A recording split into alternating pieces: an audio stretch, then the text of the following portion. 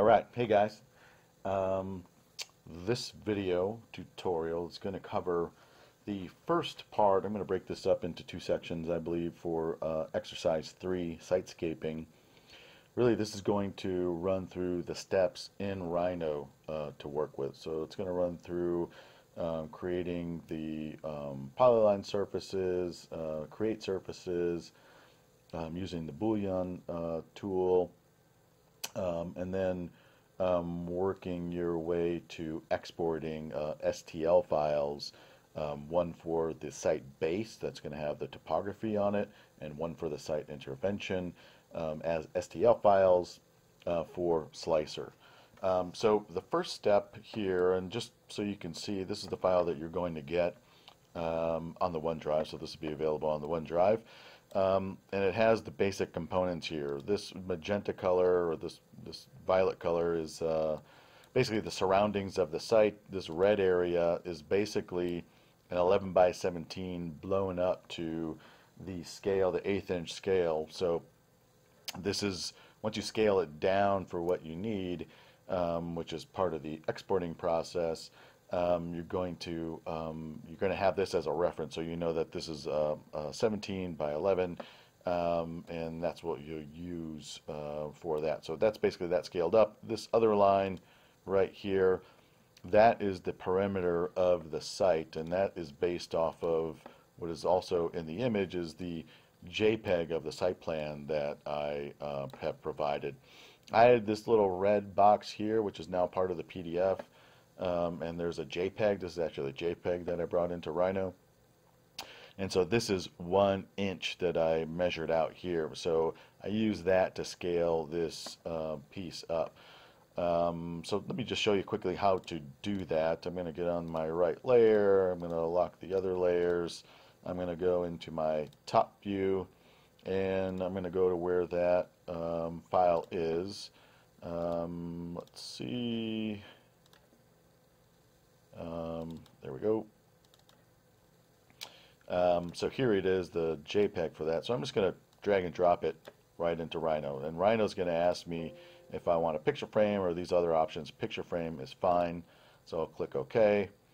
And then I'm basically going to draw a rectangle. You can see it there, for the approximate size of that image.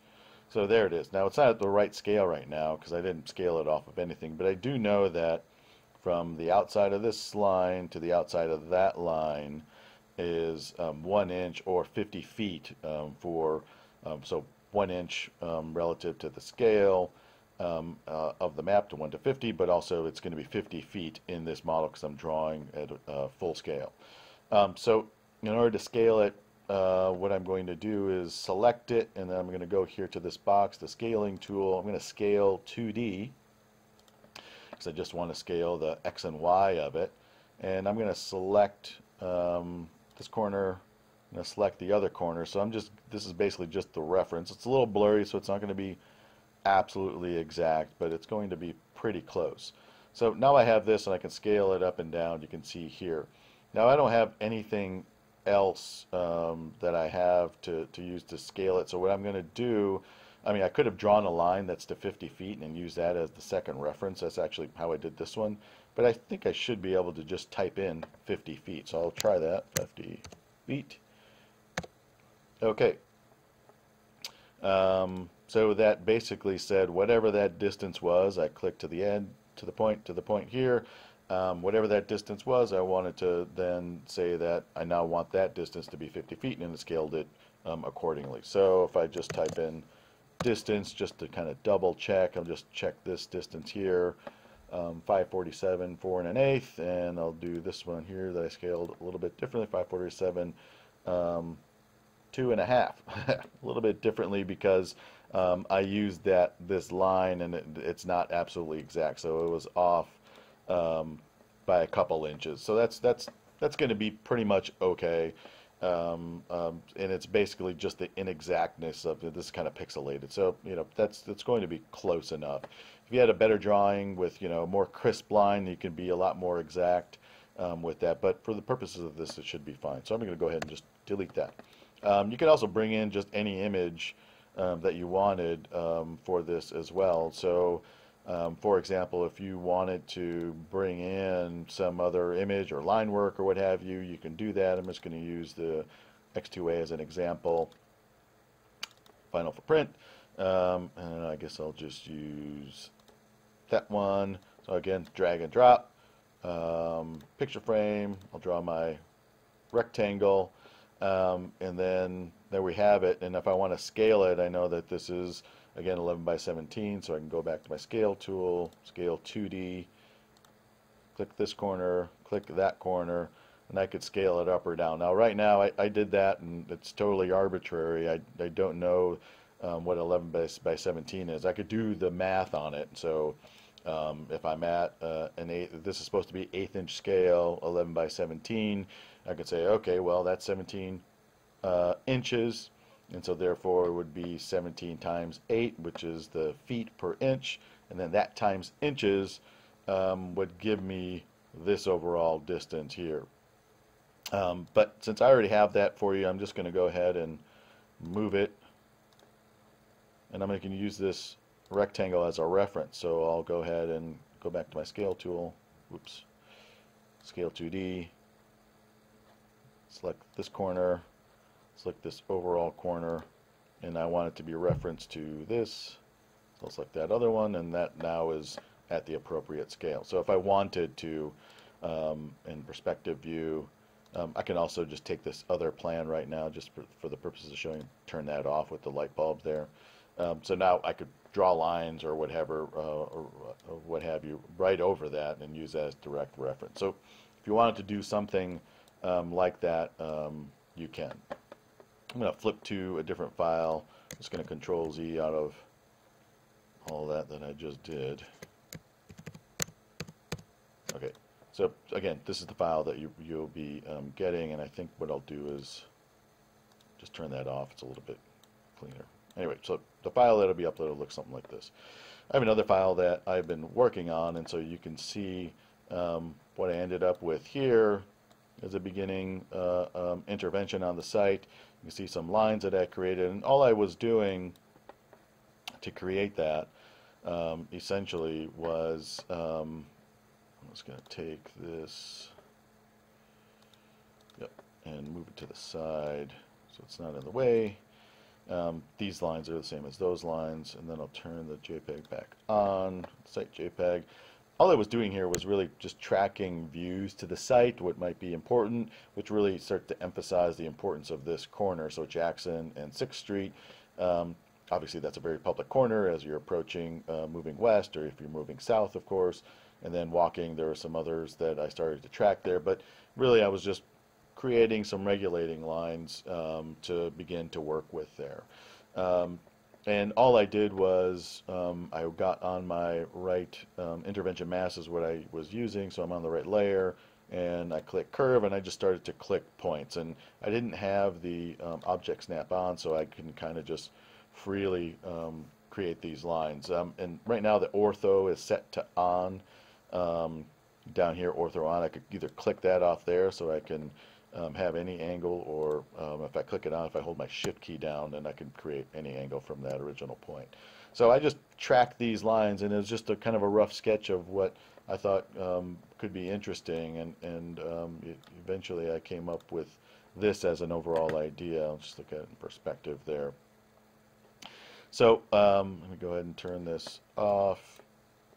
Essentially I started to recognize this overall form here. It looks like I added another, this is through the actual crafting of it, I added another sort of line that connected those. So I really just started by making simple surfaces. So I'm actually going to go back to my top view, get to the right one over here. So I was tracking this surface, and I think I had it, so that was an overall surface. I could actually break that, but so I'll just create some simple surfaces. So I got to put my object snap back on, and I'll just start clicking these. Actually, I'm going to escape that. Here to there to there. There's one, and then I'll from here to there. and I went to this point and that point. So just simple surfaces. Here I can click either 3 or 4 points to create a surface. I just clicked 3 there, so if I hit enter, it's going to automatically just create that as a triangle. So that's what I started, and I created, this extra seam here, so because I thought I might want to do something sculptural with the roof potentially. So after that, what I decided to do is I selected those, and one way you can make sure not to select other items when you're working through this is to just go ahead and either lock or turn off other layers. So actually the site base, the red, I'm going to turn off for now because I just want to deal with my surfaces. So I'm going to select this, surface, and that. Just so you know, this depth, I believe, I'm just going to type in distance, is 16 feet.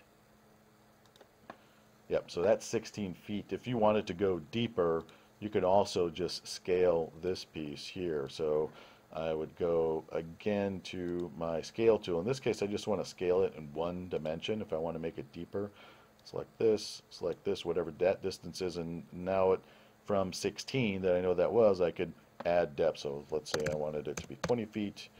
So it made it 20 feet. I don't necessarily want that, but that's an option that you guys have. You would also want to do that with, more importantly, I think, with this red piece, because that's the one actually you're going to be working with. So that's the one you would actually scale. Okay, turn that off. What I'm going to do here with these is I'm going to just go ahead and move those up. So I selected them in perspective. Then, because I want to do this pretty exact, I'm going to move to my front view. So that's just the front view. You can see what the selection there, lying flat, and I'm going to select move up. And then I'm going to go ahead and select, I don't know, let's say 12 feet. Okay, so now it's up in the air, it's doing something. I wanted to address this corner somewhat. So what I'm going to do, so there's a difference between this very public corner and something that may be more semi-public or semi-private. I want to rotate this up. And so what I'm going to use, as opposed to a regular rotate, something called 3D rotate. So the regular rotate on the top will essentially let me rotate orthographically. So according to whatever is flat, I can rotate it around this way, but it's always going to be from a side view or from a top view orthographically. In terms of the axis, it's going to be straight up or straight to the side, depending on what view you're in. But I wanted to rotate this about this axis. So there's a tool called 3D rotate. So anywhere in space you can create a rotate in 3 dimensions. And I just right click instead of left click here on the rotate tool. And it's going to ask me for the objects to rotate. I'm going to rotate this, right click to enter. The start of the rotation axis, I'm going to rotate about this seam right here. So I click once, click twice. There we go. And then I want the first angle at the reference point. So I'm going to go ahead and select that. And now I'm going to deselect or turn off my ortho. And I have my shift key on, or the ortho on right now. So that's why it's either 90 degrees. That's why it's working like that. I can hold my shift key down. Then now I have it rotating freely. I just wanted to angle it up a little bit, something like that. And then here you can see what I decided to do is to take this one and angle it down a little bit. So I'll go ahead and angle that down. So again, the 3D rotate, here's the axis, and then I want to select this as the first angle, and I'll turn off my object snap, hold my shift key down in this case, and I just had it kind of down a little bit. So it actually affected this, and I could start to rotate this to try to match that. I probably should have included that in part of the rotation, but if I just wanted to keep going, I'll just create another surface. So I'll just say ortho on this point. Yep, I'm fine with this point, but instead of this one up here, I want this one that attaches to the other one. Right click, and now I have that surface. So I could have rotated both of them, but I guess I decided to do it this way. I'm going to rotate this, I think, down a little bit. Perhaps things get a little bit more, I don't know, intimate or something on this side. So I'll go back to 3D rotate. And 1, 2, 3. And turn off object snap. And I'm going to get in a view where I can see kind of what's going on. And I'll rotate that down. Maybe that starts to hug the earth. Again, this is a concept modeling, so not overly concerned with how things are. It's a study model, essentially. So, I don't know, that's starting to look kind of interesting. The other, I guess, issue that I wanted to be able to work with is a depth, or digging into the ground. So I'm rising above, so this wants to kind of go below. So there's a lot of different ways to do this. I'm just going to go ahead and set a depth in terms of how deep I'm going to go. I'll start that by just creating this triangle in that area, just something to reference and begin working with. And I'm just going to push that down, move it down, I don't know, let's say 10 to 10 feet. So I'll go to my front view. I'm then going to go to the move tool, start a point here, and I'm just going to type in 10 feet there, and so it's giving me that 10-foot option no matter where I select. And I, again, hold my shift key down, I can move it everywhere, anywhere. I do actually want it to go directly down, so I'll select that. And now I have a kind of a bottom area that I can start to work with. And just, I think, I don't know, sculpturally, I'm just going to start creating a mass for the sake of this study. So I'm going to start to enclose this. I'm going to use the 3D rotate's really good, but once you start to kind of connect things, it gets a little bit more dynamic. To avoid limiting other tools I might want to use in Slicer, I'm going to avoid doubly curved or twisted surfaces. So in order to do that, I'm going to triangulate all of the surfaces. So I'm going to try to create as many triangles as I can, because once I create a triangle, that will be flat unto itself. It won't be a twisted surface, and that'll just translate a little bit better. It's not absolute, you don't have to do that, but there's more options available to you if you triangulate that way. So back to my surface tool, and perhaps I'll just start here. I'm going all the way down, just creating this part of it. You have to be careful with some of your selection. Again, I'm trying to create an overall solid that's watertight, and if I select it here, the midpoint as opposed to this endpoint, could present some issues. I actually turned off perpendicular object snap, because then that would be another factor. In some cases I want that, but not right now. So those are my 3 points. I'll right click to enter. I'll continue to do that here, and triangulating. Perhaps I wanted this. Here, I'll go there, 1, 2, 3. So again, avoiding doubly curved surfaces. Right click. That was actually pretty flat, but that's fine. 1, 2, 3. If it starts to get too complex in terms of selecting, I don't think I grouped these, but I could select all of the lines and group them together. And once I would do that, you can use this little group tool here. So that would lock them together, and then I could select them and then just turn them off, so I wouldn't have any confusion in terms of selecting.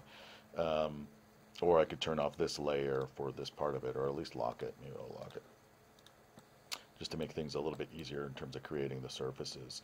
Of course, you know, depends on how much you're going to really engage this. Maybe I'll engage it a little bit more as I go on here, but hopefully you get the idea there. So I'm going to leave them on. I think it's fine. I'm going to Control Z, bring those two back. Undo group. Okay, that's good. All right, so I'm going to continue on, and I guess I'll create this facade. Oops. I wanted the surface, so this point, that point, and there. Keep going around. I'm doing this really quickly. Again, this is a demonstration, so I you know, I'm not trying to labor over this too much, but you know, it's up to you how intricate you want this to be. And again, this will also be applicable to the actual studio project. Okay, and here, well, this is there's a little line right there, so I know I should probably triangulate to this because these are out, these are not coplanar because of the rotation, right? So I remedied that. I'm just right-clicking to bring back the last command, which was the surface command. And perhaps I'll go down there. And really I'm just sculpting kind of three-dimensionally. See, this is a little bit different than the other one that I created, which is it's fine. If you can see the rotate's a little bit off again, and as in the tutorial, if I wanted to fix that, I could select an object, whatever that might be, and then select the zoom selected, and so it'll orbit then around that object. So it'll get out of whack as you kind of move around. So that's one way to correct that. Okay, finish this up. 1, 2, 3. Good. 1, 2, 3. That's starting to be maybe something. I'm going to actually go ahead and now turn off the adjacent part of the site, because I need to enclose this overall. I usually use the ghosted view here again, which allows me to kind of see through. So that's going to be helpful in creating this. So there it goes there. This is the point. Okay. To this corner. Well, let's see, it goes all the way up there. And then just 2 more should do it. 1 there. And then the last one, again, I'm trying to basically make like a container here, so it's, you can imagine it like holding water. Okay, so say that's something I'm fine with. Now I'm going to select everything with the window again, dragging to the right, so anything that is within the window will be selected, not anything that's out of the window. So I selected everything, and now I'm just going to type in join. It's also this puzzle piece that you can use here, this icon. So basically that everything that's enclosed here now, that's part of the piece. This was outside of the rest of them, so it left that as a fragment even though I selected it. So, but this is what I was looking for. Okay, so another step, I'm going to create, I think, another piece here, a mass, to kind of carve out some more space in the site. So I want this to be depressed, and basically, or to be a depression. So I created that, kind of bringing it back up. Basically, I'm going to create another mass that fills in this gap here.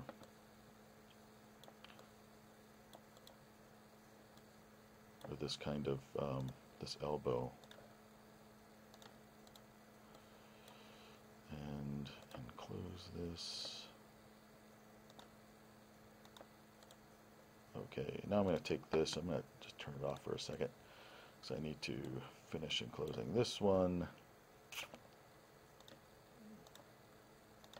Going through the same process here. Going at this pretty quick with the selection. Again, you want to make sure that you are actually hitting these corners. There aren't any problems. And I should just have this last one. Okay. So this is another mass. I created this just so I could subtract it from the base. And so type in join again. Okay, so now that's a mass there. And I can right click to bring back the other one. So there we have them both, and I'm going to click back my site base, so that is on. Good to go. I'm going to actually take this and I'm going to copy it over. So I'm going to go to my top view. I'm going to make a copy of it. And I'm going to type in a particular distance here because I'm not sure if I'm going to have a reference point to locate it right where it needs to again. Maybe that's important, maybe it's not, but I just tend to do that anyway. And I'm just going to select, I don't know, 200 feet. So now I know if I want to put that back into its position here, I just move 200 feet the other way. Because once I execute the Boolean toObjects command, it's actually going to delete that original object. Okay, so let's go ahead and start that command. And so that's unlocked. I'm on this layer. I'm actually going to go back to the site base as my current layer, and I'm going to go into solid and Boolean toObjects. So I can select this object, and then this is the intervention mass. So right away it's giving me an option, and I'm going to left click through different options here. So this is to union them. Left click, that is the difference, and you can see there actually sculpted in the difference between the two. So this is actually what I want, so I'll right click to enter that command. Okay, so that is good. I'm going to go through that command again for this piece. So I'll just right click, Boolean toObjects, 1, 2, and again I'll click through the options. That's what I'm looking for. Right click, I'll save that. Now I have my site mass with the subtracted piece out of it. So again, if I wanted to bring this back over, I probably could use some of these facets to bring it over, but now that I just kind of know it's 200 feet, I could just move that over 200 feet, 200 feet, and enter it, and so now it's back in its position. And I have the two independent objects, and then I carved out some space here that might be the sculpture garden or what have you. I can just Control Z that to separate it out. So that's basically what I'm asking you to do. I'm just going to go ahead to my top view. I'm going to select all of these lines. I guess I got them all. I'm going to group them together. And I'm just going to turn them off for now. I probably would create another layer for those as regulating lines, so I can turn on and off that layer. But for the purpose of this, I just go ahead and turn them off. Okay, so the next step then is to scale this down. Let's just go ahead and move this. I know I Control Z that, but 200 feet. Boom. There you go. And so what I'm going to do is actually I'm going to copy this. I don't want to get rid of the original. I'm just going to go ahead and copy it. And it doesn't really matter. I'll just use 200 feet again. So there we go. So I just copied it over. And what I have to do now is scale this. And scale both of them. So I want to scale them down to an 1/8 inch. So one option would be, the easiest one for you right now is to go ahead and select both of these. And keeping in mind that I already had this set out as an 11 by 17, so you actually know that that should be 17 inches, that should be 11. So I actually want to then execute a 3D scale. So I'm going to scale everything down, all dimensions. So I can select here to there, and then I could just type in 17. I'm just typing in 17. I don't need the quotations or anything for feet and inches because the default units are inches. So 17, enter, it's going to give me 17. So there it is in its scaled down version. The other way to do it is to scale it down by a factor. This should work. Let's see how fast I can do math in my head. So I'll hit same scale here. So I can scale it down, and because it's an 1/8 inch scale, I should be able to say 1/96. And that didn't work. Where was it? Somewhere. That scale factor is incorrect. But anyway, you could come up with a scale factor. 96 is basically 8 feet, and then 12 inches, and then that would be the factor you scale it down. So you could mathematically figure out the scale factor for the what it is that you're trying to achieve in terms of a scale and do it that way. But again, the easiest way to do it right now would be just to use this 17 inches and then 11 inches. Okay, so, oh yeah, I was gonna have to do that again. So scale it. 1 point, that point, again, I know that that needs to be 17 inches, and type in 17, enter, there we go. Okay, so this is actually what I want to export. Again, my rotate started to work around that. Okay, so now I go to export selected. So we'll go ahead and under file, select export selected. What do I want to select first is this one, right click, and then it's going to ask me what kind of file and where. So I will back out into this, and I'm just going to call it, give it a date, 307. Let's just call it intervention. There we go, that's enough. And the file type that I actually want is an STL file. So if I scroll down, STL, there we go. And I will go ahead and accept the default there. Okay. So there's that. Now I'm going to do it for the base because I want to be able to use these separately. So I'll go through that same process and I'll use that same date, but I'll just call this then site base, enter, and yes, and yes. Okay, so then basically I have the files that I need then to move into Slicer, and they're already to scale. So I shouldn't have to do anything else there. So what I'm just going to do quickly is just open it up so you can see what it looks like. The next tutorial, or the part of this exercise tutorial, will pick up from this step. Just get to the right file.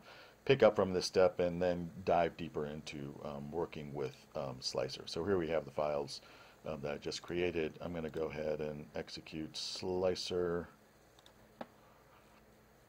And I guess I'll start with intervention itself. Okay. Import. And that's the wrong one, so I have to... Here we go, 2018, intervention. Again, I want to make sure my Z, change up axis of the mesh to Z. All right, there we go. That's the intervention. Again, it should all be to the correct scale and everything. And then you can get into your different selections here for construction techniques. But again, the next tutorial will get deeper into that. So that'll wrap it up for this tutorial. Thanks, and follow up with the next one. All right.